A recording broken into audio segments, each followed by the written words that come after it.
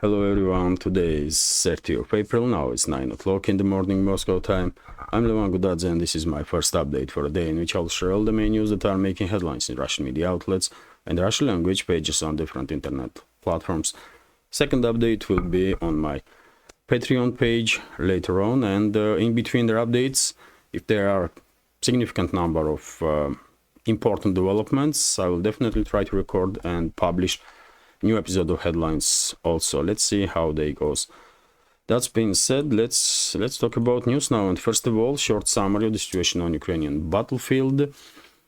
And we have a breaking news for this moment, which is that Russian armed forces establish control over the Rabotino settlement on Orekhov bridgehead, Zaporozhye sector of the Frontline. I shared this information this morning on my Telegram channel, and I shared this video also where you can see that Russian flag was raised in the northern part of the village, which was controlled by Kiev regime. That was the only northern part that Kiev regime was controlling for a significant time now, last months also.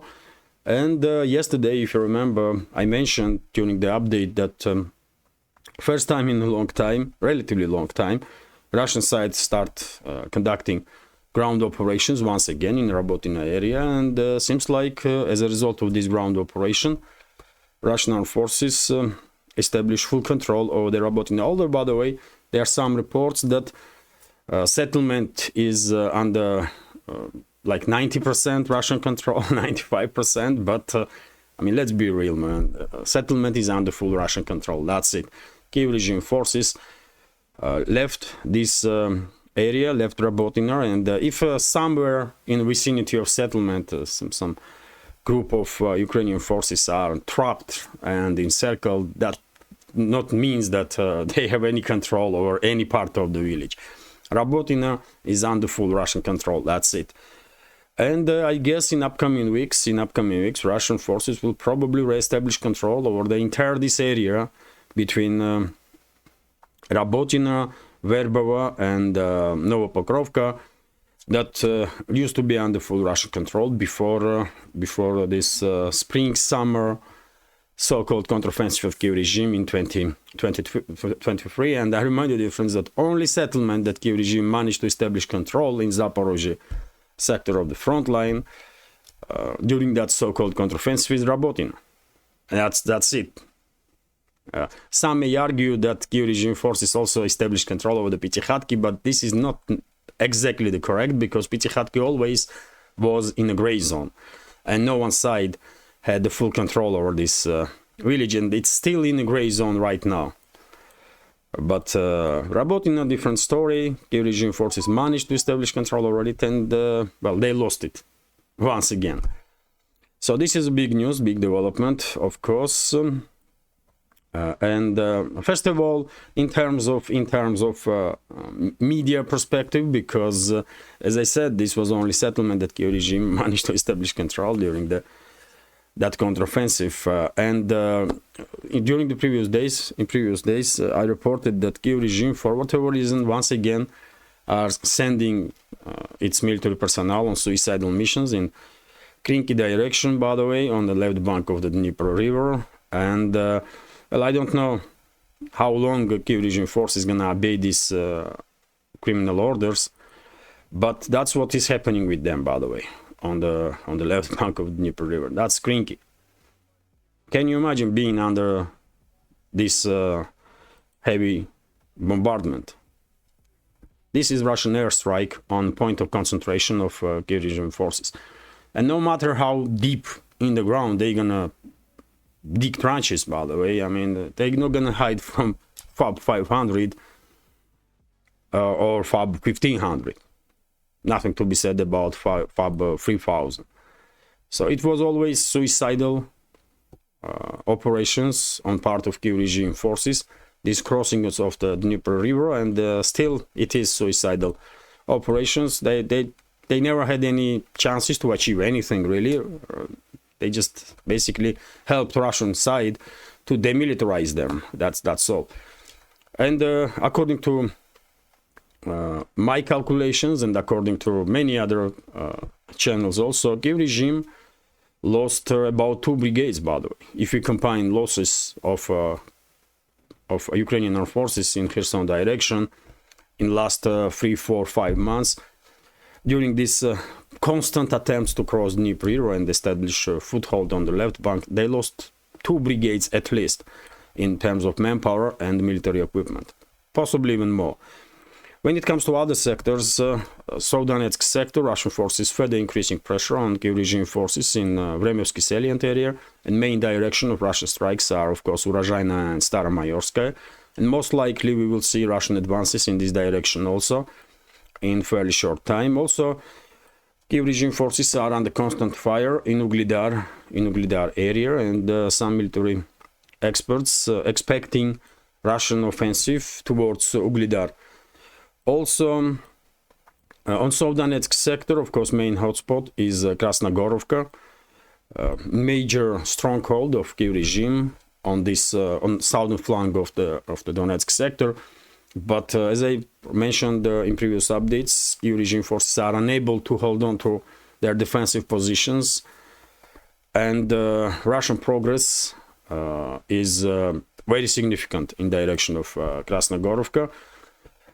I did not expect Russian armed forces to achieve this significant success in this area this fast, by the way. Of course, eventually Krasnogorovka will be under Russian control, no doubts about that, but I was expecting that this operation will take longer time, more time, but well, already Russian forces are in control of southern part of the Krasnogorovka and the industrial area in the central part, and now we have reports that Russian forces conducting offensives towards Krasnogorovka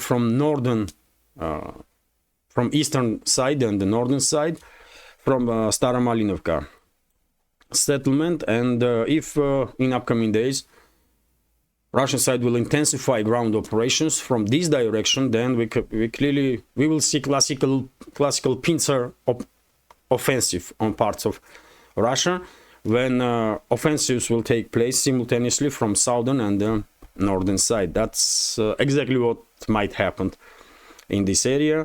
Of course, main hotspot, main area of activities is still Avdiivka direction, and Russian forces are pushing forward now towards Novoalexandrovka after establishing full control over the Rabotino, and well, some sources disagree with this opinion, but many other sources are still informing public that Novokalinovo and Keramik are also under full Russian control, and Russian forward units are conducting operations in Arkhangelsk to establish control over this settlement also, and Kiev regime forces in between these settlements, in these fields, are basically encircled, in operational encirclement, let's say this way. Also, Russian forces activated ground operations in Chisovyar direction. Yesterday I saw video when this new type of protection over the tanks have been used by Russian forces. Probably you all see these so-called turtle tanks, when entire tank basically is covered with the protection, and only frontal side is open, and well, videos are circulating on internet about this Russian forces conducting ground operations in Chisovyar direction on the southern flank of Chisovyar, and with the use of this new tactic, with these turtle tanks.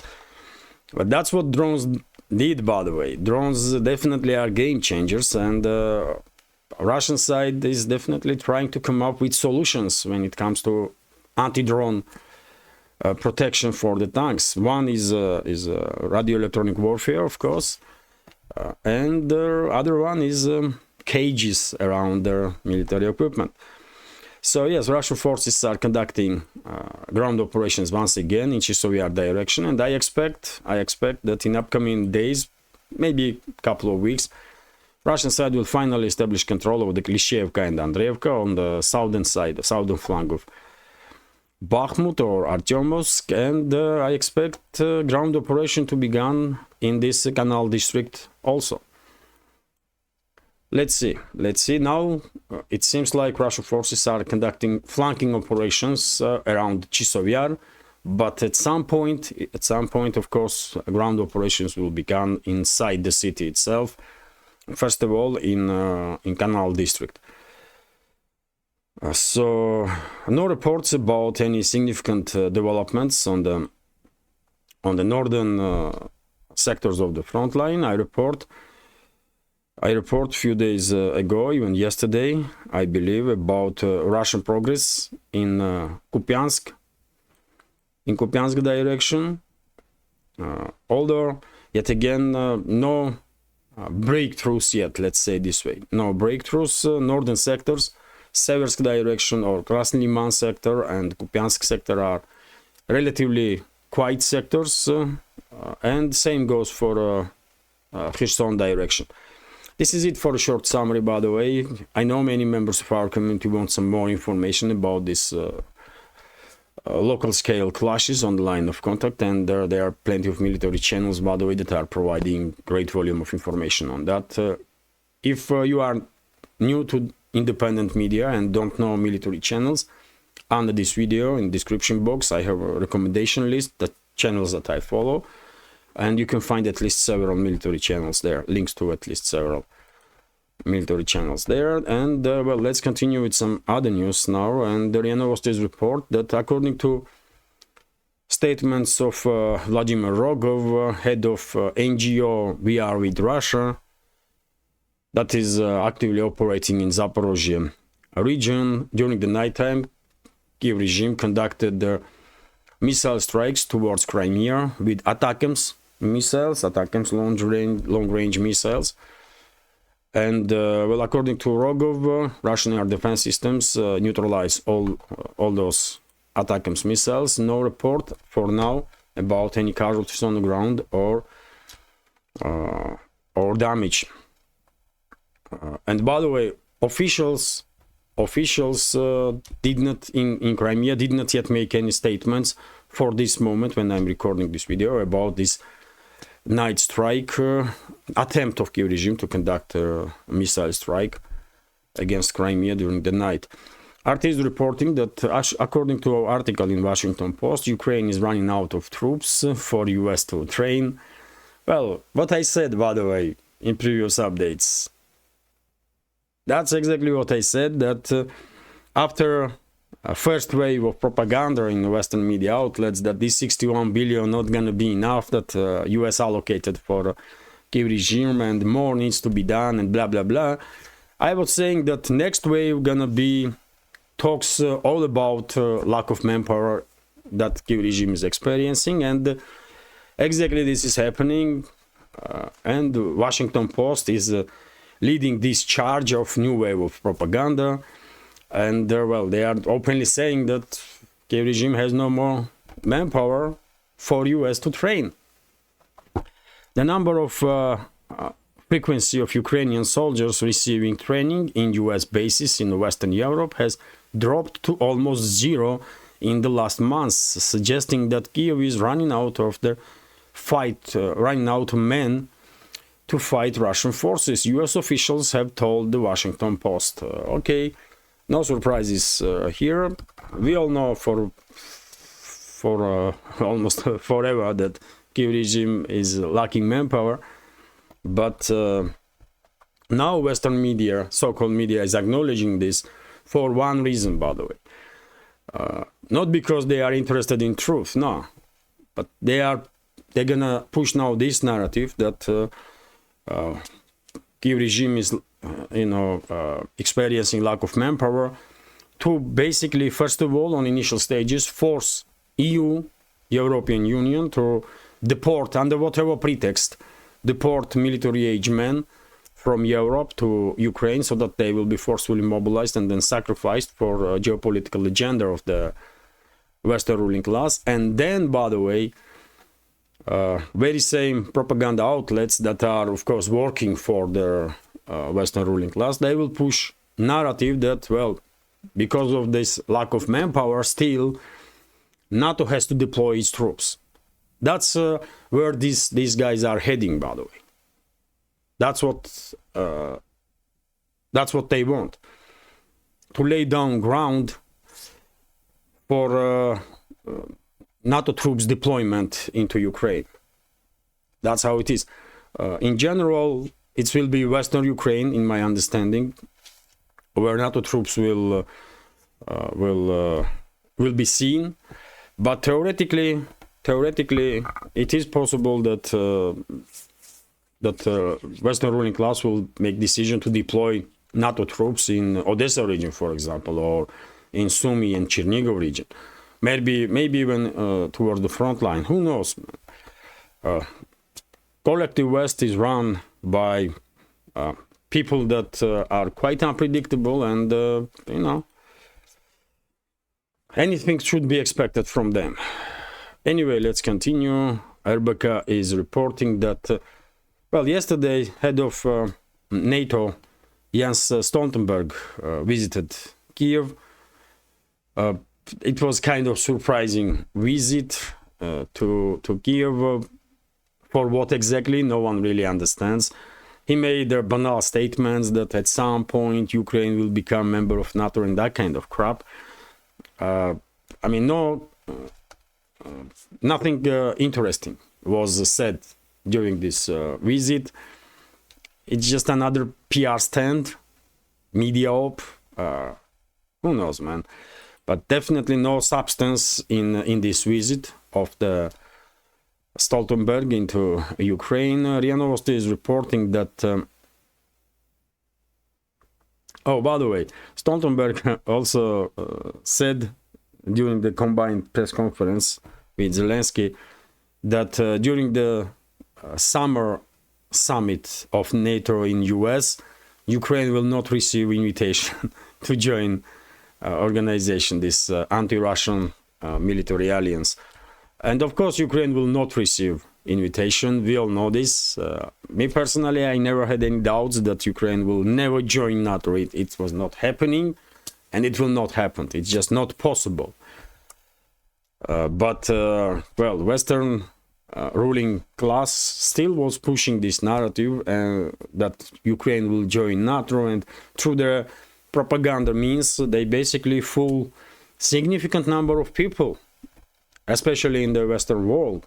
And I guess majority in the West until nowadays are believing that at some point Ukraine will join NATO, which is nonsense, by the way. It's not happening, but propaganda is a strong tool in hands of Western ruling class. They are forcing people, ill-informed people, to believe in any crap they want, basically. That's how it is. TASS news agencies report that on 16th of May in Brussels there will be meeting of the defense ministers of NATO, and main topic of discussion will be additional weapon supplies to Kiev regime, how they're gonna continue sacrificing citizens of Ukraine for their geopolitical agenda. No surprises, really. RBK news agency is reporting that Lithuania, by the way, Lithuanian officials are calling Brussels to work on a solution, to come up with a solution about military-age male refugees from Ukraine. Lithuanian leadership already made it clear that they are willing to deport Ukrainians from Lithuania, but there is a small number there. There is not that many Ukrainian refugees in Baltic states. While Germany, Poland, or other countries in the Western Europe are a whole different story. In Germany, it's more than 1 million Ukrainian refugees, hundreds of thousands of them military age male refugees. In Poland, up to 1 million Ukrainian refugees. Also, hundreds of thousands are in some other countries. And that's a new initiative of Prime Minister of Lithuania. What is name of that Prime Minister? Ingrida Šimonytė. So that's I don't know how this Ingrid identifies herself. She, he, they, them, garbage being or something else. But well, that's what this individual is saying, that Brussels should work on the solution and basically fast track process of deportation of military age Ukrainian males from Europe. That's eventual outcome from all these talks. TASS news agency is reporting that head of U.S. State Department Blinken was talking too much yesterday. I saw so many videos on Telegram, different Telegram channels about statements that Blinken was making about Russia, about conflict in Ukraine, and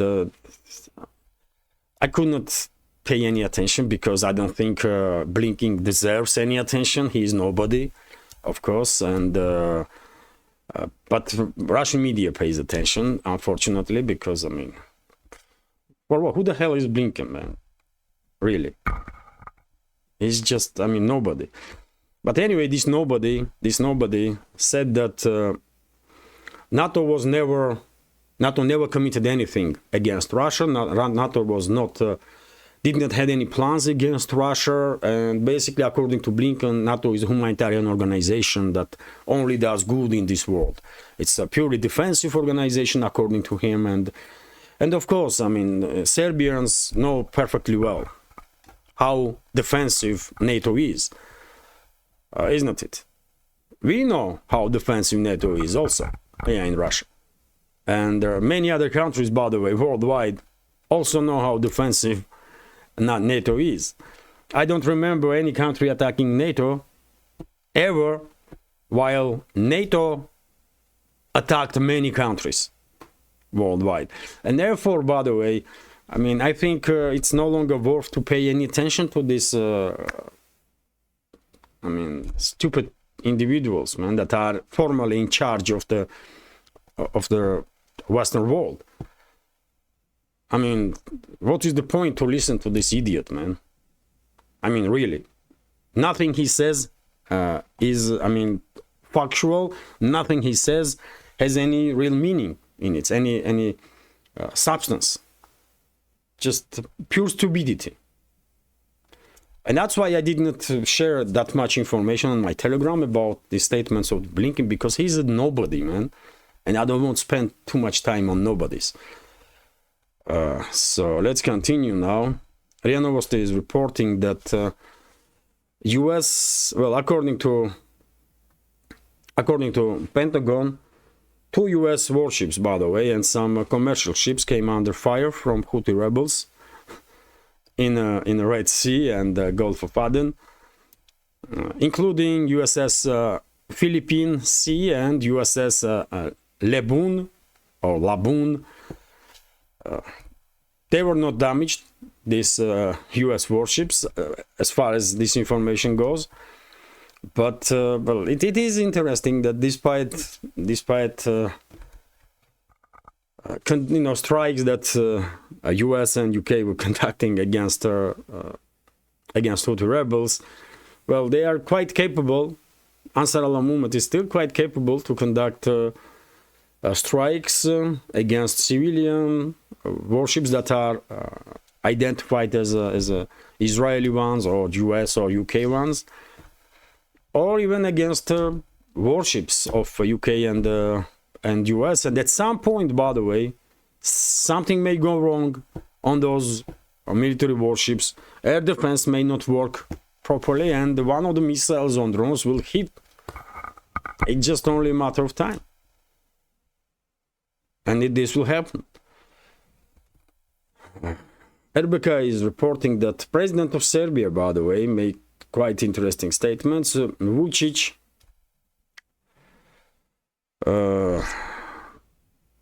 Aleksandar Vučić stated that Serbia is moving towards Europe, and therefore, even though Belgrade has respect for BRICS, there is no plans among leadership of Serbia to join this organization, BRICS.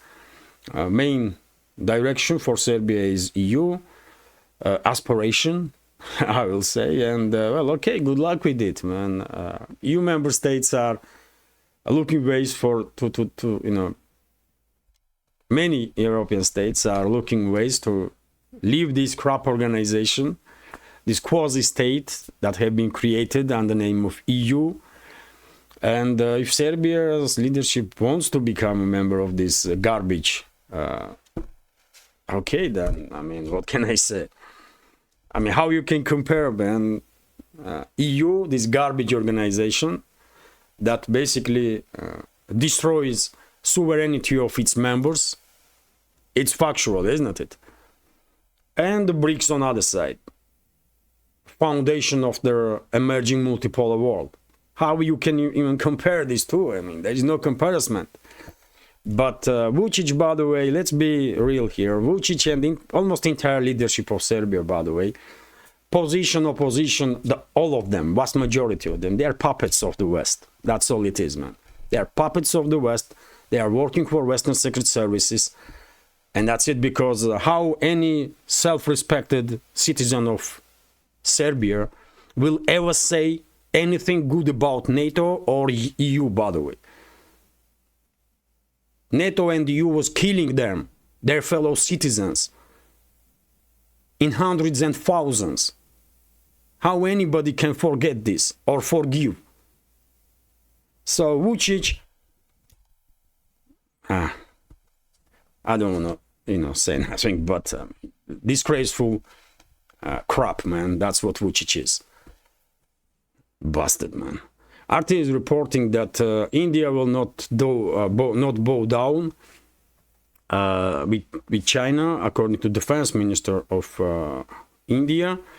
So talks with China on the border issues are going smoothly, but India will not bow down, according to Defense Minister Rajnath Singh. He said that New Delhi wanted to maintain good relations with its neighbors and had become a stronger power, while reiterating the desire to increase weapons exports. India exported arms worth approximately 2.63 billion in the last fiscal year, a growth of 32.5%. India is no longer weak. India has also become a powerful country from military point of view, the minister said while addressing political rally in Gujarat state on Saturday. Ties with the Beijing remain tense due to a series of skirmishes along the disputed Himalayan border in recent years, but Singh noted that talks between New Delhi and Beijing were proceeding in a good environment. But I want to assure our countrymen, that India has not bowed down anywhere, not will it ever bow down, he said, according to Economic Times. So, well, India is definitely becoming global economical and military power, and that's great, by the way. I like that. And I see India as a strategic partner to Russia, and I hope many Indians see Russia as a strategic partner to India. And when it comes to relationships, quite tense relationships between India and China.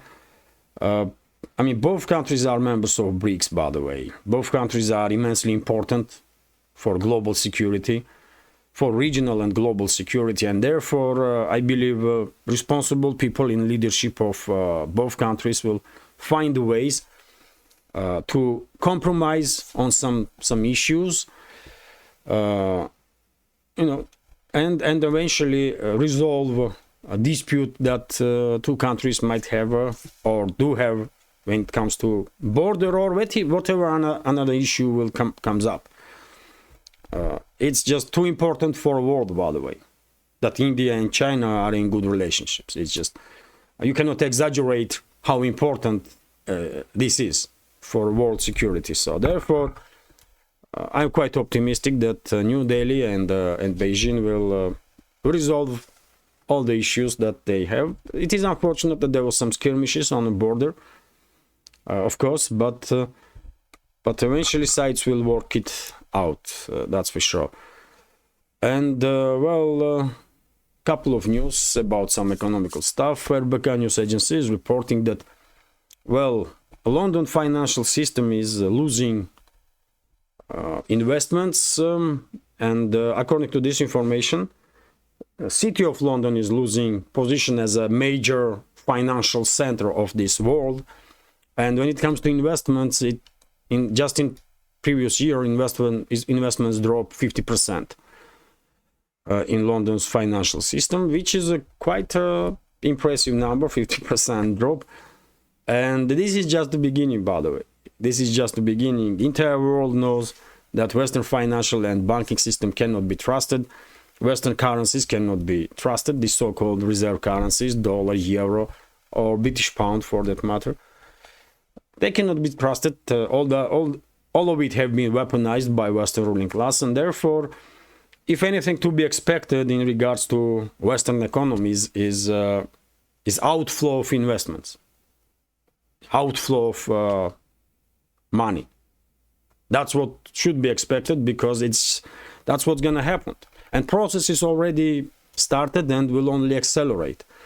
And once BRICS, with cooperation with Shanghai Cooperation Organization, with some other global organizations,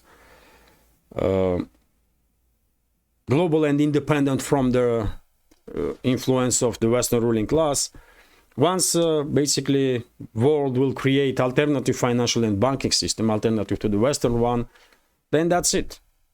That's gonna be it for the Western ruling class and their remnants of their dominance over the world. So yes, no surprises that London is losing investments. I'm a bit surprised that it's just 50% drop in investments. How anybody can invest in Western economies nowadays, man, when you have no guarantees whatsoever that tomorrow your assets would not be stolen. I mean, how it's even possible, man? I don't know. I don't get it. RBK news agency is reporting that Poland, by the way, Poland played extremely clever with EU. And in last 20 years, Poland received from EU 161 billion euros. I mean, in reality, number is significantly bigger. It's 245 billion that Poland received from EU, although 83 billion, almost 84 billion, Poland had to pay back, and surplus, let's say, for Poland is 161 billion, which is, I mean, a clever game, by the way. My congrats to Polish leadership. I mean, they did it. They use and abuse EU every way possible. And I'm kind of surprised that Bulgaria was unable to do this, to be this successful.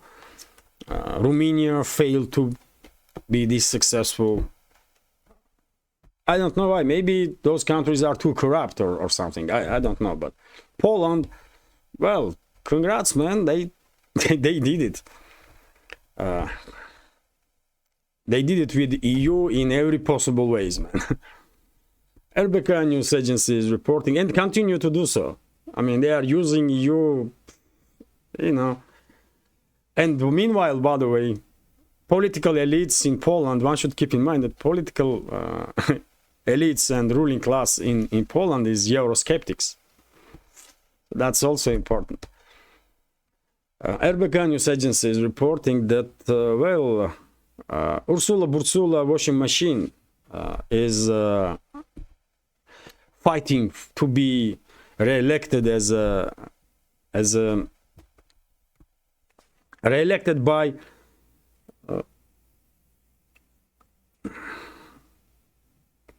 not people, by the way. There is no elections in EU about their top leadership. No, bureaucrats, some criminals, by the way, gonna re-elect this Ursula Bursula as head of European Commission. She's, you know, she's dreaming about it anyways, and during one of her speeches, she said that, TikTok is a dangerous platform and supposed to be banned in Europe. Same talks are very popular in US. They want to ban TikTok also. And I don't know, whenever you are starting banning some platforms because you cannot deal with their information, then that demonstrates your weakness. That's why I am always critical when some people here in Russia are starting saying that, you know, let's ban this platform and that platform. This is wrong. You don't have to ban it. You have to compete. You have to be on the right side of history. And when you are on the right side of history, like Russia is right now, then all you have to do is provide world with the factual information, with truth. Just tell the people what it is and how it is. And that's it. That's all you need to do. Because you are on the right side of history. And when it comes to Europe and US, when they want to ban this and ban and that, and I mean, they are on the wrong side of history. They cannot handle the truth, by the way. And eventually they will probably ban TikTok, and they will further increase control over their other platforms like YouTube, Facebook, and every other, by the way. They may even target Musk if he will not bow down, and if he will not allow TikTok to Twitter or X to be used as by Western secret services. So it is what it is. It is what it is. They cannot handle information. I mean, I never had any account on TikTok. I don't even know how that platform operates. I know there are some videos and stuff like that, but I just, you know. But still, I don't think it's a good idea to ban platforms. You should be on the right side of history and not afraid of truth. That's all. But because Western ruling class and collective West is on the wrong side of history, of course they want to ban all the platforms where information have been published, information that they don't like. But anyway, this is it for now. Relatively short update. Hopefully you will find it somewhat informative and interesting, and if so, please click that like button and leave some commentary just about anything, any topic. And if you think this channel is interesting, useful, and deserves to exist, please consider to support my work with small donations through PayPal, Boosty, or by subscribing to my Patreon page. Link is under this video in description box and in the pinned comment. This is it for now. Have a great day and take care.